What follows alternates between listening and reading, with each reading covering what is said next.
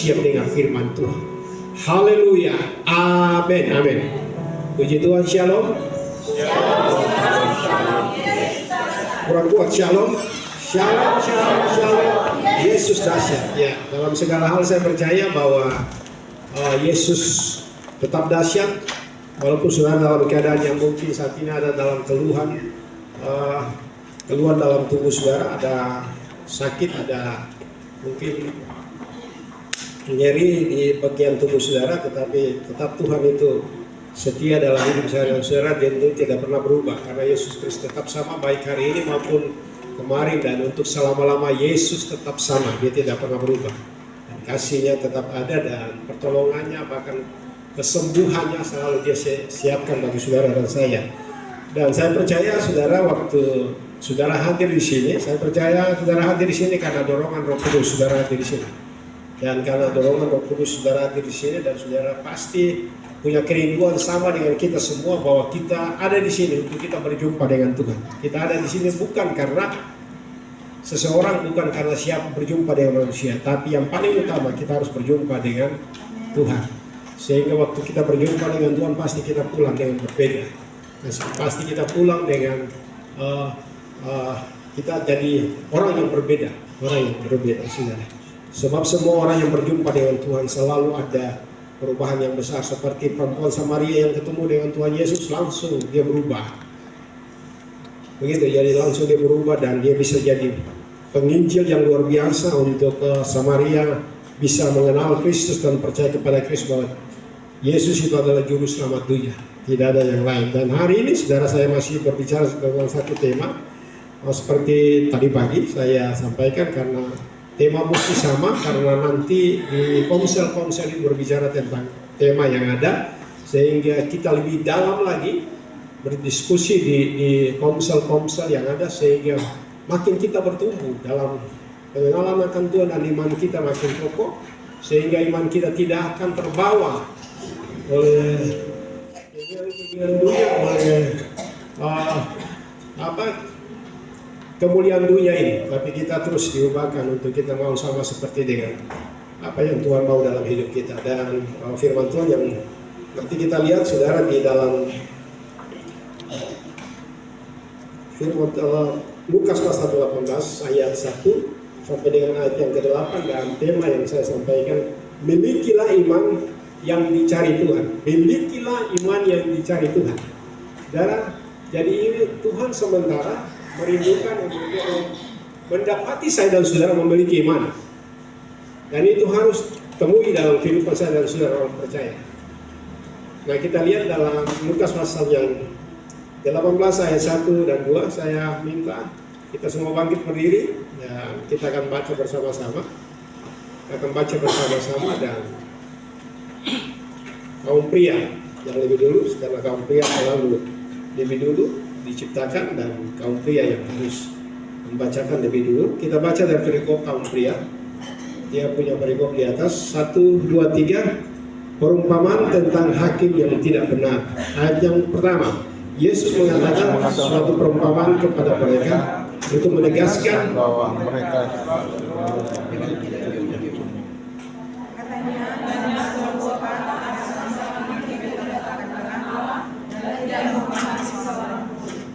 dan di kota itu ada seorang janda yang selalu datang kepada hakim itu dan berkata, belalah aku terhadap balaku. Pada waktu lamanya hakim itu menolak, tetapi dia berkata dalam hatinya, bahwa aku tidak dapat berkata dan tidak mengerti siapapun. Namun karena janda ini menyusahkan aku, baiklah aku membenarkan dia supaya jangan terus saja ia datang dan akhirnya menyerang aku. Kata Tuhan, ucapkanlah apa yang dikatakan hakim yang lalu itu. Tidakkah Allah akan membenarkan orang-orang pilihannya yang siang malam berseru kepadanya? Dan adakah ia mengulur waktu sebelum menolong mereka? Sama-sama kita baca. Dan aku berkata kepada dia akan segera membenarkan mereka. Akan tetapi jika manusia dilakukan, maka adakah ia mendapatkan iman?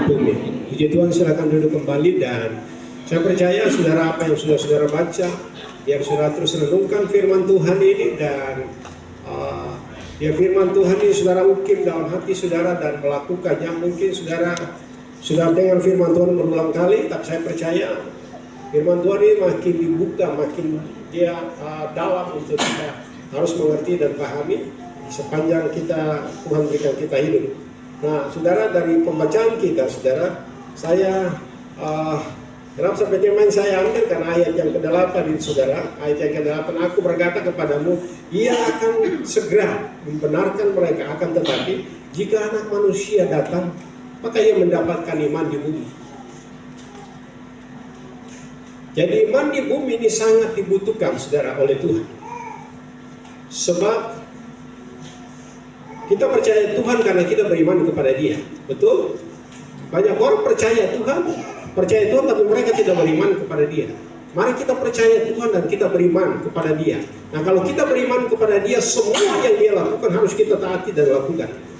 Semua yang Dia larang harus kita tidak boleh lakukan itu. Sebab kalau kita bilang kita kenal Tuhan, tapi pada akhirnya kita punya hidup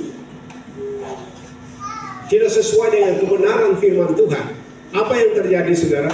Ini sangat satu hal yang nanti firman Tuhan di dalam, kalau saya salah, dalam Yudas atau dalam dia katakan bahwa mereka mengaku mengenal Allah, paras dengan perbuatan mereka keji dan tidak sanggup berbuat sesuatu yang baik. Jangan sampai begitu, saudara. Sehingga pada akhirnya, saudara, firman Tuhan juga katakan bahwa percuma mereka beribadah kepadaku, sedangkan ajaran yang mereka ajarkan ialah perintah manusia, perintah Allah mereka abaikan untuk berpegang kepada adat istiadat dan moyang mereka. Saudara, kalau kita punya ibadah, Tuhan bilang percuma. Kira-kira pembesar manapun atau pimpinan gereja manapun, pemimpin agama manapun bahwa menjamin saudara untuk masuk surga.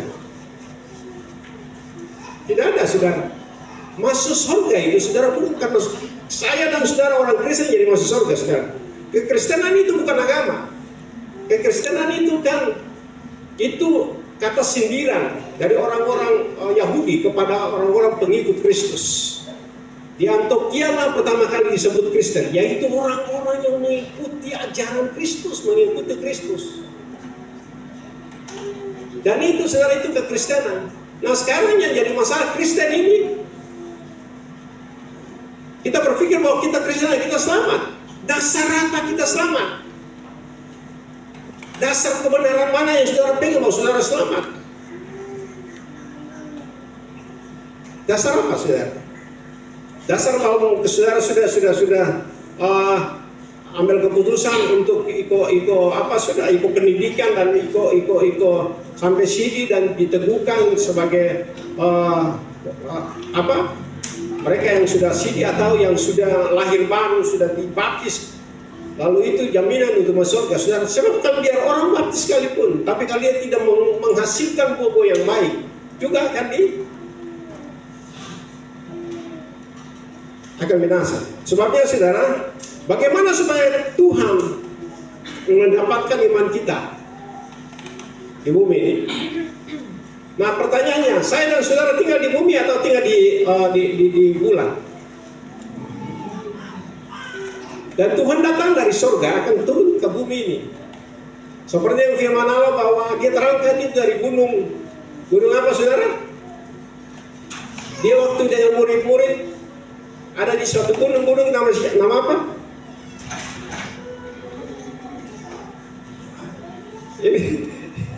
Ini kepala Komsel bagaimana? Gunung Zaitun. Dan gunung itu pernah saya sampai di situ. Dan tempat kaki dari Yesus terangkat itu masih ada sampai sekarang.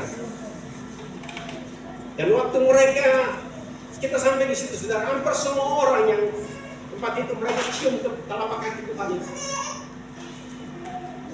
Tempat itu, saudara. Dan dia berjanji akan datang kembali. Waktu dia terangkat ke surga, itu para malaikat datang memberitahukan bahwa kenapa kamu melihat Yesus yang terangkat ke surga? Dia akan datang kembali seperti kamu melihat dia terangkat itu. Dia akan datang kembali. Jadi nanti dia datang kembali, dia punya kaki akan menginjak Bukit Zaitun.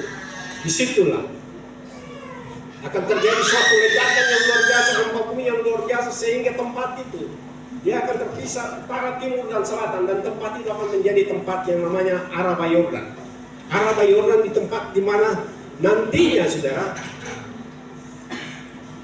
iblis akan menyerang keturunan dari perempuan itu, dan perempuan itu saudara, dia akan dilarikan, dia mempunyai 2 sayap dan diterbangkan ke arah Yordan di sana.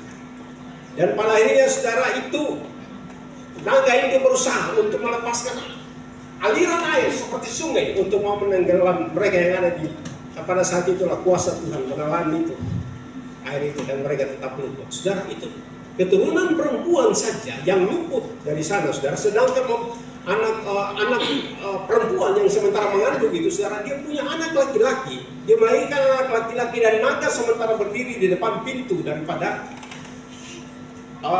ibu yang sementara mengandung itu. Dan pada saat anak itu melahirkan, anak itu diambil oleh Tuhan. Itu berbicara tentang pengangkatan gereja Tuhan, saudara dan saya. Dan nanti setelah itu, saudara, iblis cemburu karena dia mau ikut ke sana untuk berperang. Dan pada akhirnya dia kalah di sana, dia mau turun.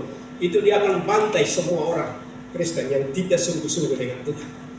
Itu masa kesusahan besar itu akan terjadi 3,5 tahun. Kenapa sampai 3,5 tahun? Karena Tuhan bekerja 3,5 tahun. Waktu Tuhan berusia umur berapa Tuhan Yesus baptis? 30 tahun. Kenapa tidak dibaptis anak-anak? Kan pertanyaan juga begitu. Kenapa tidak dibaptis? Kita nyamper semua sudah dibaptis anak-anak kan? Karena firman Allah jelas, saudara. Dalam Matius bahkan Markus, saudara. Kita mau lihat bukti Markus pasal yang ke 18. Ada 18 atau 16 saja? Markus terakhir. Coba lihat Markus ayat 15 sampai ayat yang seterusnya. Tolong bacakan.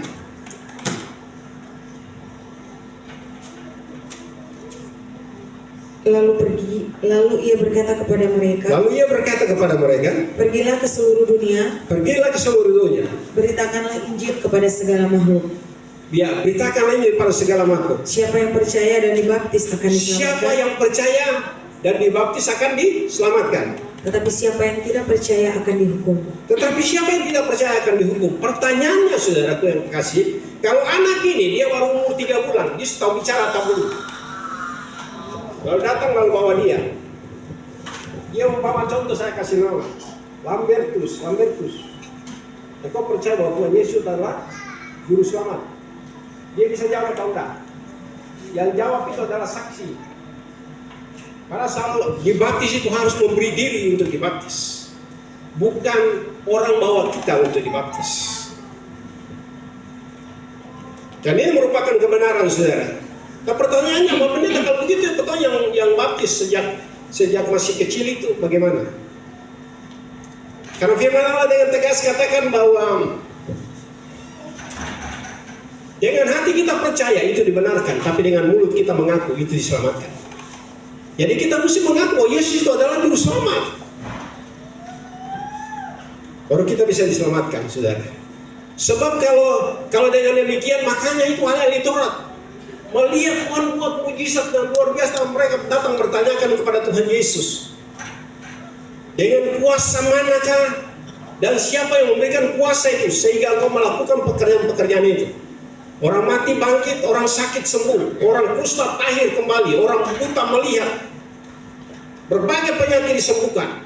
Lalu Yesus bilang, sebelum aku memberikan jawaban, aku akan memberikan suatu pertanyaan bagi kamu.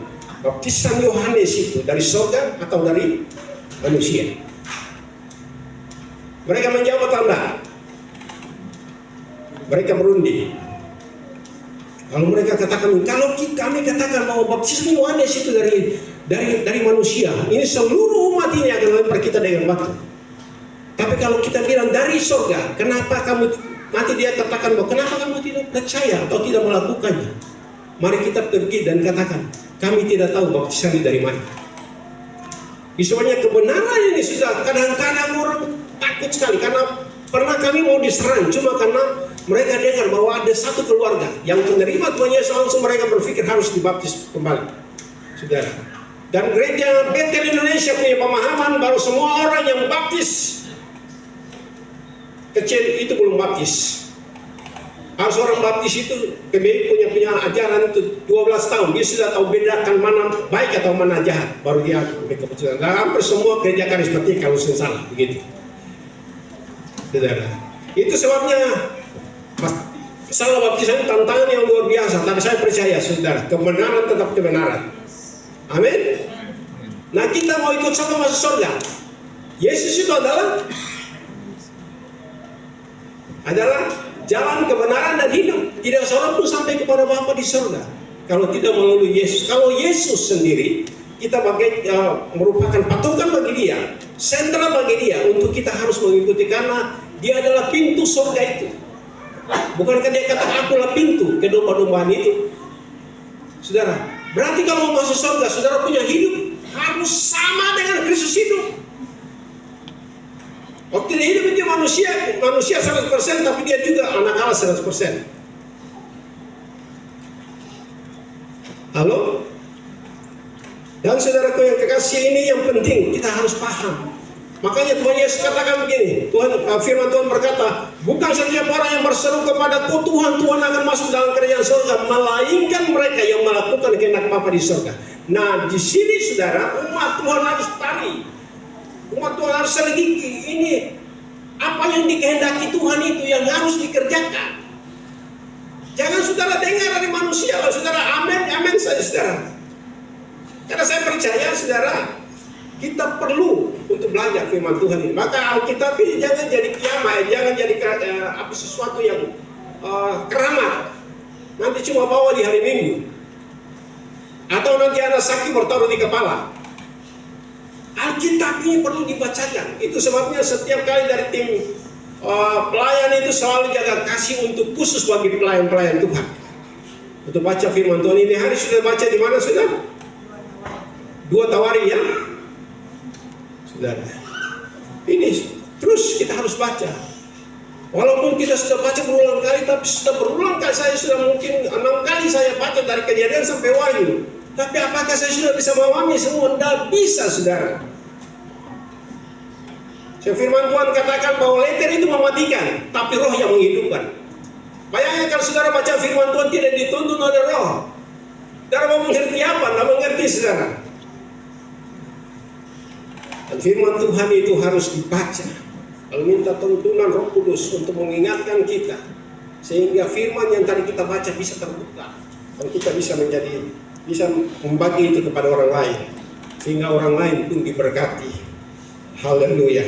Nah ini sangat penting sekali bagi saya dan saudara. Kita tidak bisa main-main, kita harus serius, saudara.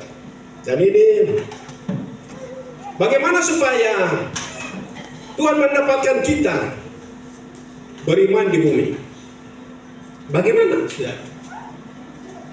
Yang pertama, Tuhan dengan tegas perintahkan kepada kita untuk berdoa dengan tidak jemu-jemu. Yang pertama, saudara. Nah, kita lihat ayat yang pertama dari pembacaan kita, saudara, dari pembacaan kita. Yesus mengatakan suatu perumpamaan kepada mereka untuk menegaskan bahwa mereka harus selalu berdoa dengan apa? Tidak jemu-jemu. Berdoa tidak jemu-jemu, saudara. Berarti tidak bosan-bosan. Pertanyaan saya dan saudara bahwa saudara seandainya ada orang yang kasih saudara nilai uang 50.000 dan 100.000, saudara jemu untuk mengambil. Asal jemu, tidak mau ambil uang. Bisa? Bisa?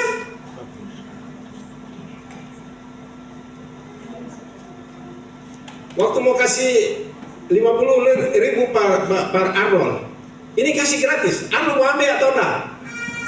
Masih mau ambil segala. Arnold saya bilang begini, saya minta jemu untuk lihat, walaupun kerja di bank. Setiap hari lihat 50.000 dengan 100.000 itu. Tetapi tetap punya tidak jemu-jemu untuk lihat uang. Karena uang itu bisa melakukan apa saja. Saudara tahu begini, saudara orang mau kasih saudara dalam keadaan lapar, saudara bilang beta rasa jenuh, beta mau makan. Bisa begitu? Siapa di sini yang lapar? Kalau orang hidangkan makanan, Pak, beta minta maaf, beta jenuh, saya mau makan. Nggak mungkin, saudara. Pasti saudara makan, saudara. Tapi saya mau bilang bagi saudara, setiap uang itu yang saudara, kita butuh uang. Tapi ingat baik, jangan kita menjadi orang yang mencintai uang. Kita butuh uang, tapi kita tidak boleh mencintai uang. Sebab akibatnya itu sangat fatal, saudara. Nah, kita lihat dalam firman Tuhan, dalam 1 Timotius 6 ayat yang ke-10. Karena akar segala kejahatan ialah apa? Cinta uang, saudara. Akar dari semua kejahatan yang terjadi itu cinta uang. Saudara, kenapa sampai orang rela untuk jual narkoba? Karena mereka cinta uang, saudara. Pas mereka tahu akibat dari jual narkoba sama saja dengan mau membinasakan diri, sama saja.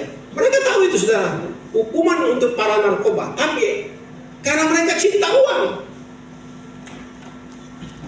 Saya percaya saudara dan saya butuh uang, tapi kita tidak cinta uang. Amin. Jangan sampai saudara waktu belum punya uang, saudara begitu luar biasa mengasihi Tuhan, melayani Tuhan. Tetapi saudara percaya, uang juga bisa membuat saudara jauh dari Tuhan. Dan uang juga bisa membuat saudara bisa meremehkan Tuhan. Siapakah Tuhan itu? Aku tidak kenal dia. Bayangkan seorang kaya yang raya, orang kaya yang rajin. Kita lihat dalam pembacaan kita dalam Lukas 18 ini. Coba kita lihat ayat yang ke-18 sampai dengan ayat yang ke-24, coba bacakan. Ada seorang pemimpin bertanya kepada Yesus, katanya, "Guru yang baik, apa yang harus aku perbuat untuk memperoleh hidup yang kekal?" Jawab Yesus, "Mengapa kau katakan aku baik? Tak seorang pun yang baik selain daripada Allah saja. Engkau tentu mengetahui segala perintah Allah. Jangan berzina, jangan membunuh, jangan mencuri, jangan mengucapkan saksi dusta, hormatilah ayahmu dan ibumu."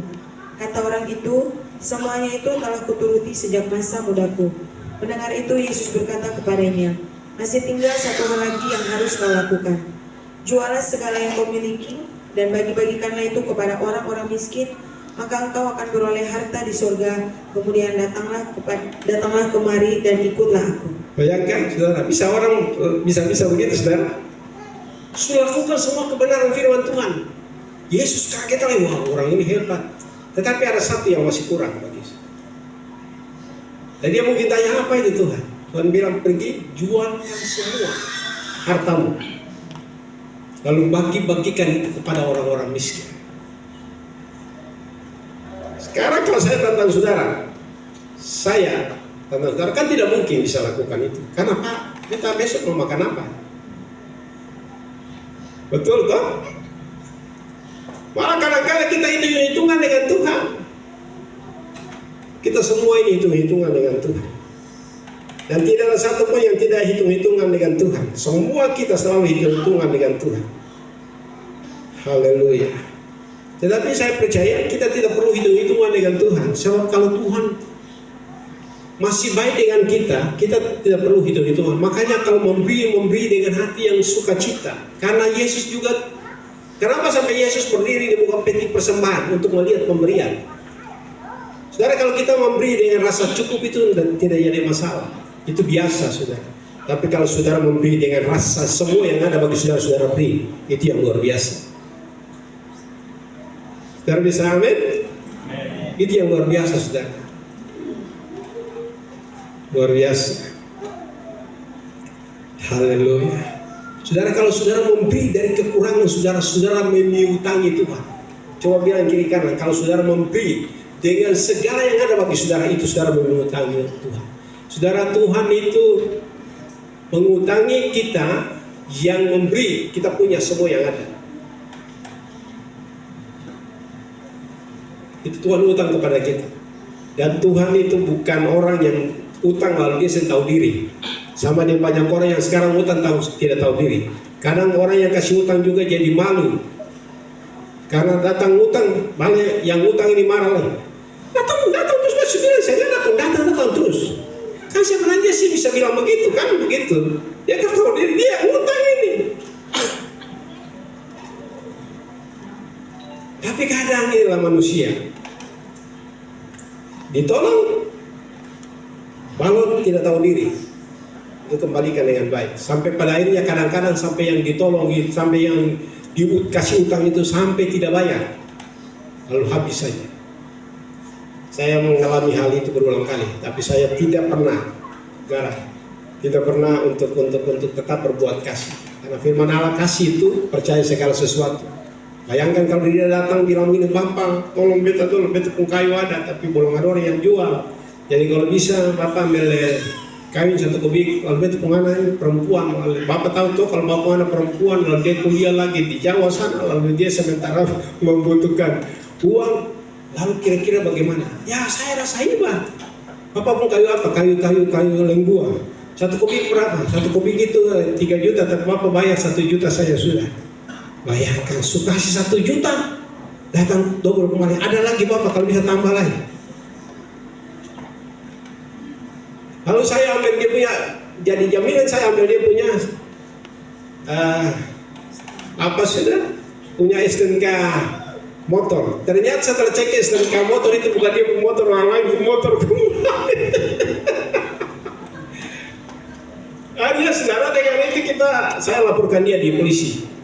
Dia tahan di polisi sudah berapa hari. Dia punya satu utusan datang lalu minta maaf. Saya sudah kita maafkan dia kalau keluar dia dari penjara. Sampai keluar penjara, bini dan anak semua datang di rumah. Saya bikin makan lalu saya berdoa ingatkan mereka, usahakan supaya ini kalau berdosa ini bukan kepada manusia saya, tapi Bapak ini kan pendeta. Lalu Bapak karena tolong begitu dia usahakan sudah. Sampai dia mati dia sembahyang. Sing kasih kayu itu sudah. Haleluya.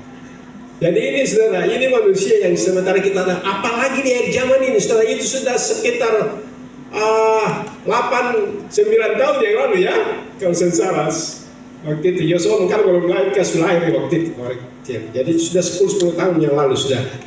Itu waktu itu saudara. Bayangkan saudara, apalagi di waktu tahun 2026 ini makin orang jahat saudara. Makin kesulitan, makin terasa.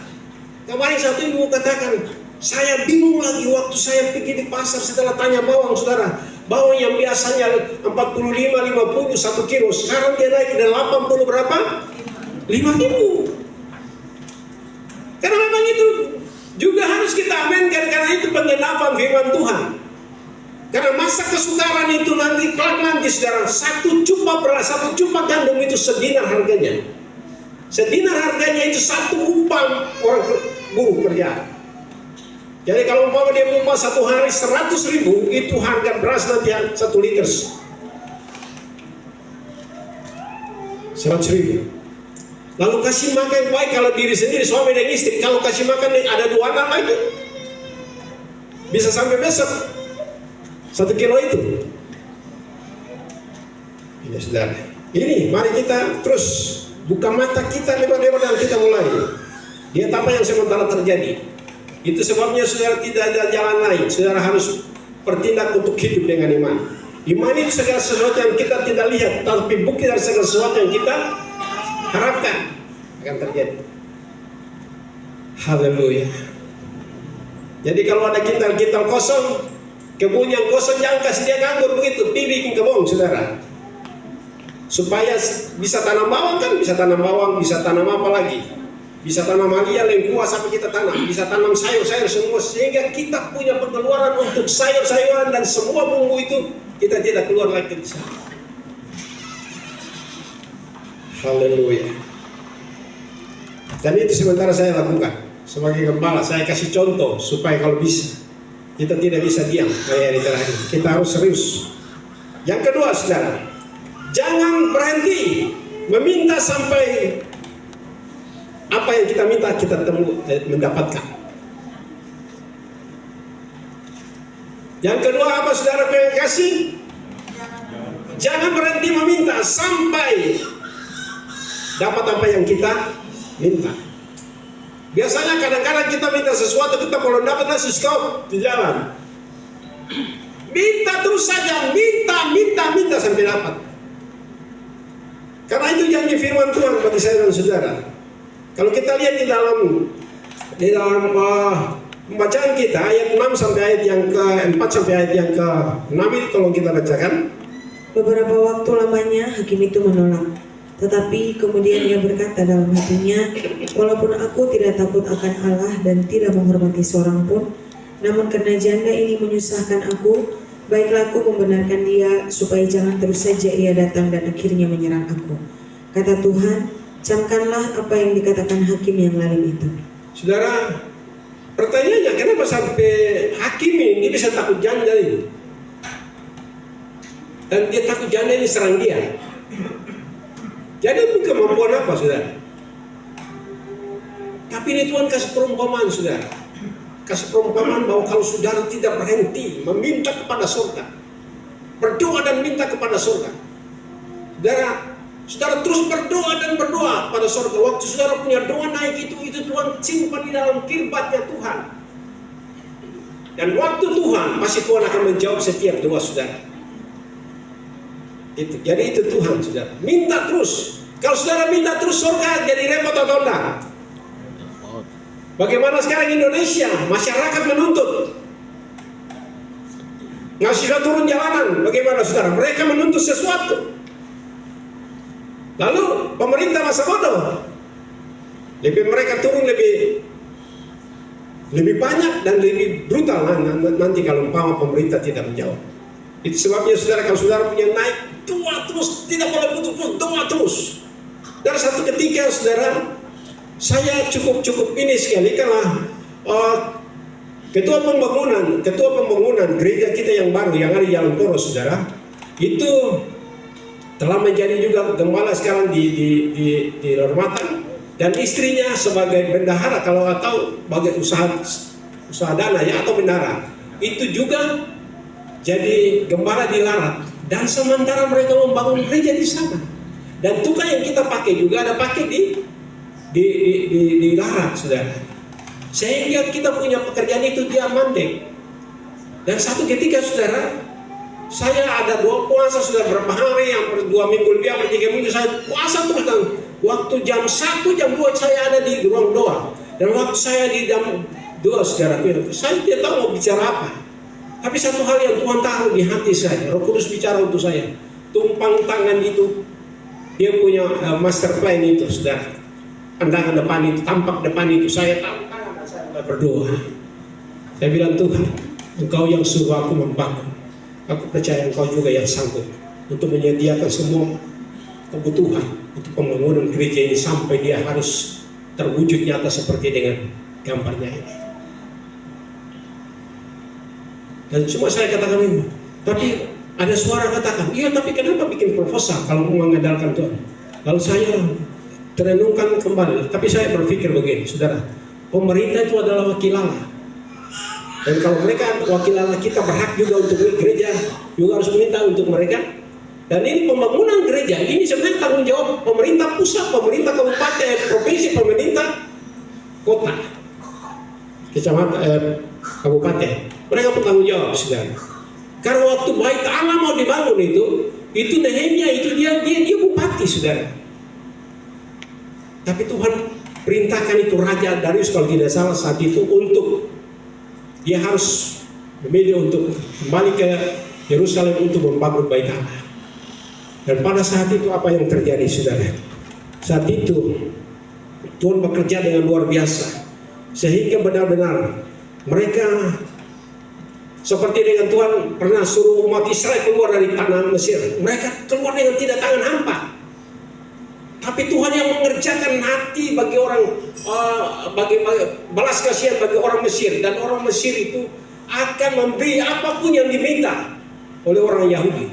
Nah kita lihat, saudara, firman Tuhan ini, mari kita lihat dalam Keluaran 3 ayat 21. Dan aku akan membuat orang Mesir bermurah hati terhadap bangsa ini, sehingga apabila kamu pergi, kamu tidak pergi dengan tangan hampa. Keluaran 12 ayat 35 sampai 36. Orang Israel melakukan juga seperti kata Musa.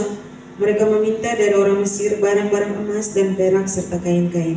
Dan Tuhan membuat orang Mesir bermurah hati terhadap bangsa itu sehingga memenuhi permintaan mereka. Demikianlah mereka merampasi orang Mesir itu. Bayangkan saudara, dan Tuhan membuat orang Mesir. Tampil itu, kenapa bodoh? Itu tampil dulu yang ayat itu tolong tampilkan aja, jangan kasih mati.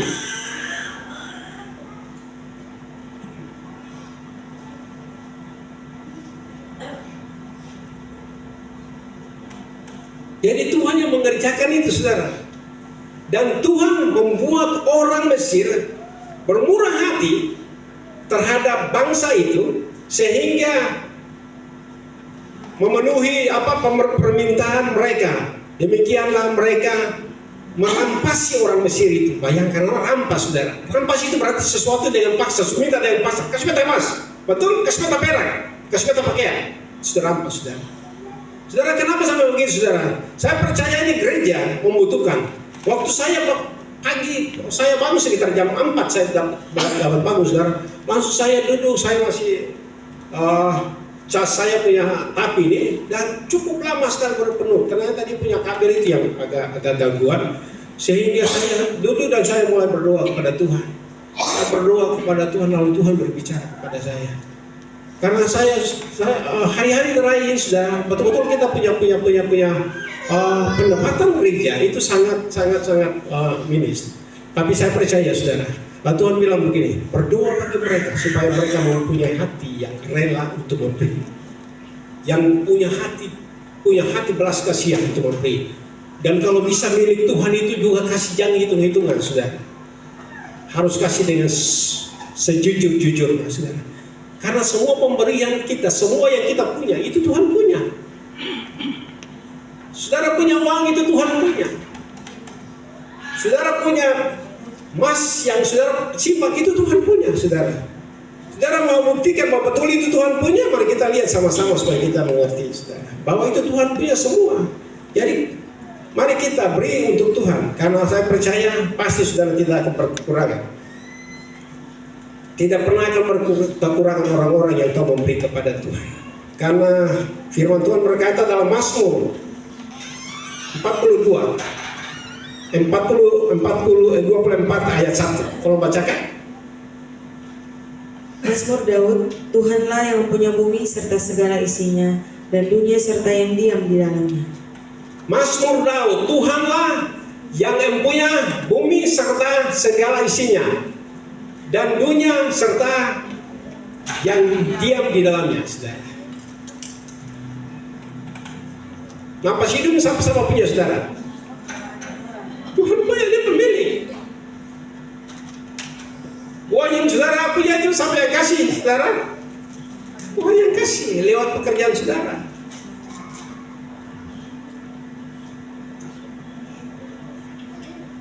Haleluya. Itu sebabnya Tuhan bilang saya berdoa supaya mereka punya hati yang rela untuk memberi, saudara. Saya percaya saudara memberi, kalau saudara memberi dengan hati yang betul-betul didorong oleh Roh Kudus saudara, pasti saudara pulang dengan sukacita. Tapi kalau saudara kasih karena makan puji, saudara pulang aduh, tadi 9 kata jangan kasih ya. Semua pakai diri sendiri. Kadang-kadang saudara, Bapak Yakub Nawawi bilang begini. Biasa kalau korban persembahan itu tangguh sudah mulai jarang itu biasanya banyak zaman berdoa, Tuhan ini uang tinggal 100.000, tapi kita berdoa kita mau kasih atau enggak. Kalau dia yang datang ini dia kos kaki satu warna merah satu warna putih, berarti itu tandanya kita kasih. Tapi kalau dia punya kos kaki dua warna itu berarti mesti kasih. Bayangkan saudara, berdali itu namanya berdali saudara. Dari mana orang bisa pakai kos kaki sebelah merah sebelah putih? Kan semungkin. Tetapi saudara tidak kasih, saudara kalau kasih dengan semua yang ada bagi saudara, itu menghutangi Tuhan. Tapi kalau saudara kasih 100.000 tapi masih ada uang saudara lebih di rumah, itu biasa saudara. Tapi kalau saudara kasih dengan semua yang saudara kasih, seperti Yesus ada di di kotak persembahan dan semua orang membawa persembahan. Mereka memberi dari kelebihan mereka. Tapi seorang janda datang dengan dia memberikan berapa peser? 2 peser. Dan itu seluruh yang ada bagi dia. Dan Yesus bilang begini, perempuan ini dia beri lebih banyak dari semua yang memberi, karena dia memberi hidupnya. Bayangkan 2 peser tapi lebih besar dari mereka yang bawa dolar atau istilah pasar itu mereka pakai apa sudah nilai uang dinar. Haleluya. Jadi saudaraku yang dikasih, berarti Tuhan lihat kita punya hati kasih. Makanya hati dengan terus harus memberi. Tidak boleh dengan paksa. Karena kita bilang diberkatilah orang yang memberi dengan tulus hati. Jangan kita memberi dengan sabantar ini kita mau kasih 20.000 nih, tapi kita tukar juga apa per 1.000 rupiah. Kan begitu kadang-kadang begitu tukar per 55.000 supaya, karena nanti saya ada cili di rumah, saya ada garam di rumah, kan mesti pakai itu. Saya mau bilang bagi saudara, itu kalau minta dengan paksa, itu seperti dengan apa seorang janda di Safat. Waktu itu musim kelaparan, tidak ada turun hujan selama 3 tahun setengah, tidak ada hujan di sana. Lalu Tuhan perintahkan itu Elia untuk pergi, harus ketemu dengan siapa? Dengan janda ini. Dan pada saat itu janda ini dia sementara mencari kayu untuk dia mau mengolah tepung yang ada di tempayan yang tinggal sedikit, bahkan minyak yang ada di buli-buli. Tapi janda ini saudara, Elia katakan buat dulu lebih kepada aku. Dan dia bilang begini saudara, buat ini yang ada bagi saya cuma itu, tepung sedikit dan minyak dalam. Dan saya sementara mencari potongan-potongan kayu ini, sehingga saya akan memasaknya, mengolahnya, sehingga saya dan saya punya anak makan. Setelah itu kami tinggal tunggu untuk mati. Tapi Elia bilang apa? Buat lebih dulu untuk aku. Baru setelah itu buat untuk apa? Engkau dan anak-anak.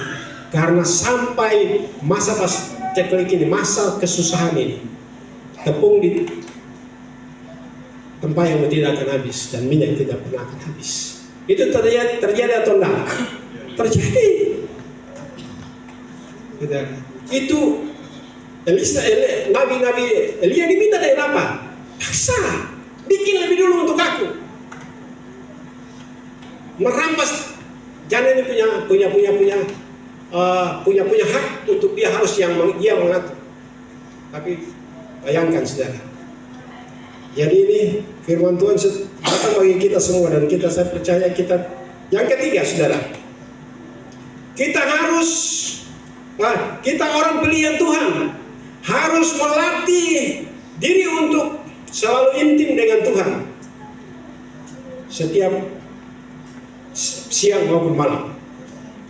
Sekali lagi saudara, yang ketiga, kita orang pilihan Tuhan harus melatih diri kita untuk selalu intim dengan Tuhan siang dan malam.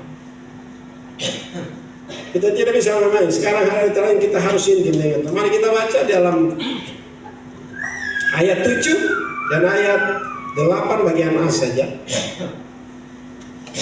Terus baca. Tidakkah Allah akan membenarkan orang-orang pilihannya yang siang malam berseru kepadanya?